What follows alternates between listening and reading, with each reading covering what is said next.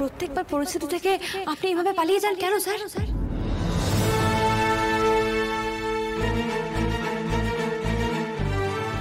কি চাইছেন কি আপনি? কি চাইছেন? এখানে সবার সামনে আমি সিন ক্রিয়েট করি, তাই চাইছেন? আপনি অশান্তিকে এত ভয় পান কেন?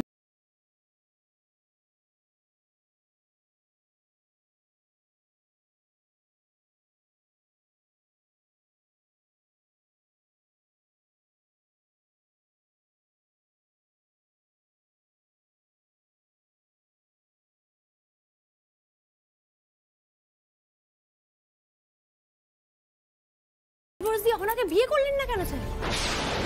বিয়ে করে ওকে বাড়িতে বউ করে তুললেন না কেন স্যার? কেন বাবার সঙ্গে লড়াই করলেন না?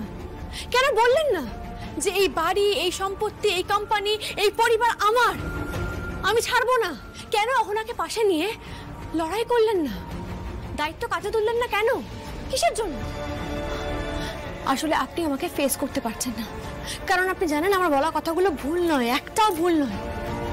আর তাই আপনি সব ছেড়ে পালিয়ে যেতে চাইছেন, তাই তো?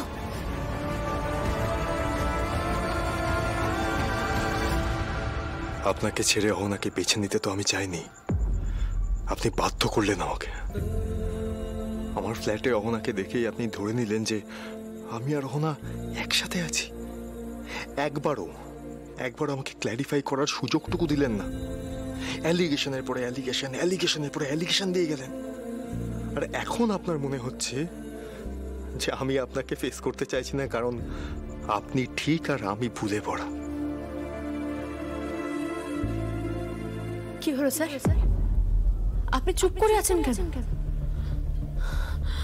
আপনি জানেন আজ এত কিছুর পরেও, এত অপমানের পরেও আমি এখানে কেন এসেছি?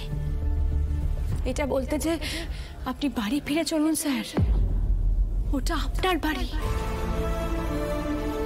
আপনার বাড়ি, আপনার পরিবার, আপনার কোম্পানির জন্য আপনি ইম্পর্টেন্ট স্যার, আমি ইম্পর্টেন্ট নই। আর সেখানেও আপনি আমায় ভুল বুঝলেন, বারবার ভুল বুঝছেন।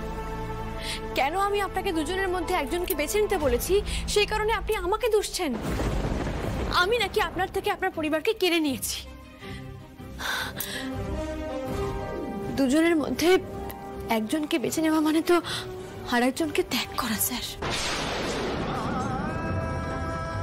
আর একজনকে ত্যাগ করতে হয়।